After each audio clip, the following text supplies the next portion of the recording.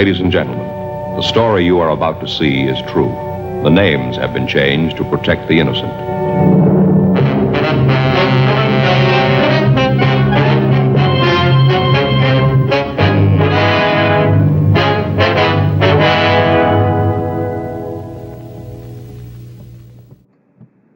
Dad flies, son turns feral. In the 60s, Dad was a builder. He had no lack of work. Getting paid, though, was another story. Things were desperate. Options were few. He had tried England. He didn't like the place. Australia was inviting at only £10 a ticket. Skippy can't build houses. He had a brother in the Bronx, so he went there to get things ready. I turned feral when he left, which was great fun. I was 12. Outside from dawn to dusk, girls were starting to look nice. Dana won the Eurovision and she gave me tickles in my belly. Mammy hides until Daddy returns. Money was tight when he was away, but I liked sugar and butter sandwiches. I had fried mince, brown sauce and mashed potatoes. Bill collectors weren't a problem. Mammy said to tell you she's not here. Then Dad came for us. At first I thought he was different. Maybe an alien had stolen his body. The time came to say goodbye. I was a celebrity. Back then Galway was a distant country. America only existed on TV. Even Dublin was exotic. You say hello, I say goodbye. And we were away. The plane was cool. I stole all the miniature soap bars in the toilets. We were like astronauts. Hey, look at the black guy, I said to Dad at Kennedy Airport. You don't call them black, you call them coloured. Uncle Alec took us to our new home. The drive was disappointing. If this is New York, where's all the feckin' skyscrapers? Buildings were pretty damn small, not like in the movies. King Kong wouldn't have fallen off any of these. It was dark when we got to our new home. Colour hippie TV and settling in. A basement apartment on Loring Place, but look, it had a big TV. A big, beautiful colour TV. Instant love with America. But no, it was coloured candle wax covering the black and white screen. The previous tenants were hippies who preferred watching through melted wax. But TV quickly became central to our lives. 7 channels. Mammy liked the kitchen. The water was always hot. And the radiators always rattled with hissing steam. Best though was Shadow, who gave us 7 puppies. I love Killer Whitey Day. School had nuns and girls like in a girls' school and normal human teachers, which was odd. I started in 3rd class but got skipped to 5th. Irish kids are just smarter, I figured. Some days cops came and school had to close suddenly. Parents came to collect us. Those days were called Killer Whitey Day. No homework. Holy Spirit was 90% white students. I never thought much about it, to be honest. What we had heard was a white gang had beaten up a black kid. Took his eye out with a broken car aerial. Gangs were always at it. Revenge time, I suppose. I was just looking forward to the day off.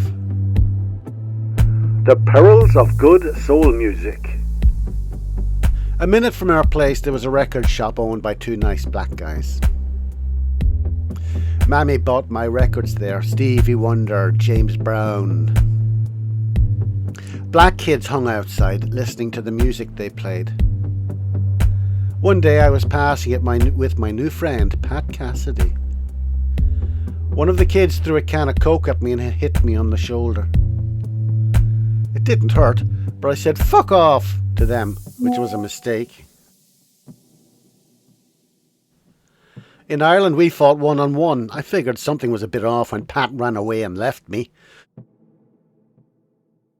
4 of them beat the shite out of me. I bought no more soul music after that. The Kid Who Fell to Earth. In class we saw a movie about the evils of marijuana and LSD. I remember thinking that if drugs were as bad as the movie was, I wouldn't be interested. But there was a Cuban kid I knew. I liked his sister, Betty. Cops said he was high on LSD and thought he could fly. He broke all the clotheslines on the way down. Hit the ground between my building and the next. When I came home from school, his body was still there. The cops didn't have to cover him because he was already tangled up in all the sheets he took down.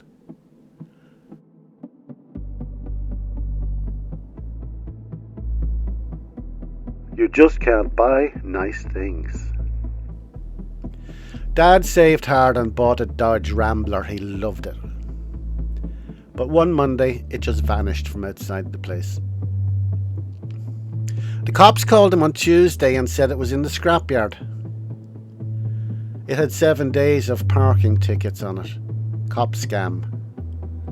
He had to pay impound charges and the outstanding tickets. From then on, he only bought cheap cars. Really cheap cars. When they broke down, he'd leave them by the Major Deegan Highway and buy another. Reported as robbed, they'd be stripped to the bone by morning.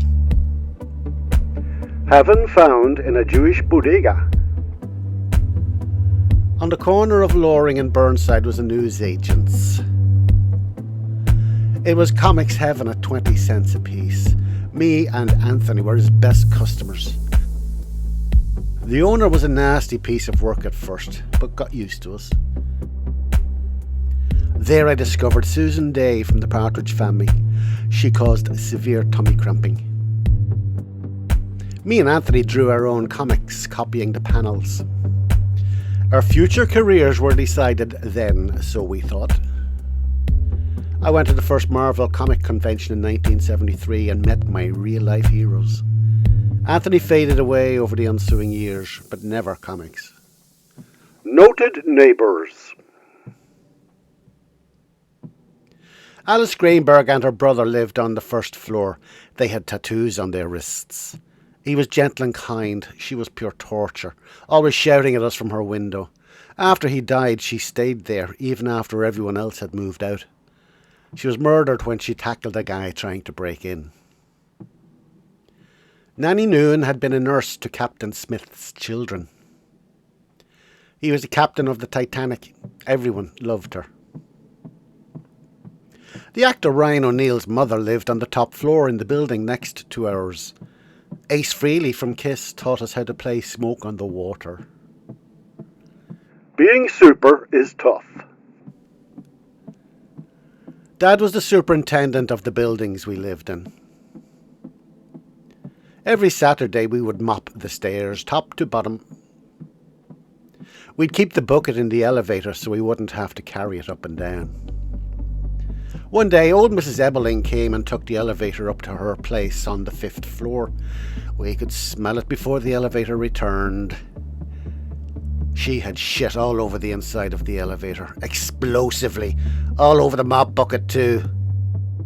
My dad was a saint. He just quietly remopped the 5th floor. But I had to wash out the elevator. My mammy, wrestling and women's lib. If you finally tuned the TV on UHF, you could watch wrestling. Spanish commentary, but you didn't need to speak Spanish to see what was going on. Bad guys, Freddie Blassie and Lou Albano. Good guys, Andre the Giant and Chief J Strongbow. Mammy got hooked and the two of us would go to Madison Square Garden to see the fights. We were browsing in the store one time and a woman approached her. She got Mammy to sign up for a store credit card. Mammy had never had her name on anything. Back then, stuff like that just didn't exist. Her name on a credit card? Unbelievable.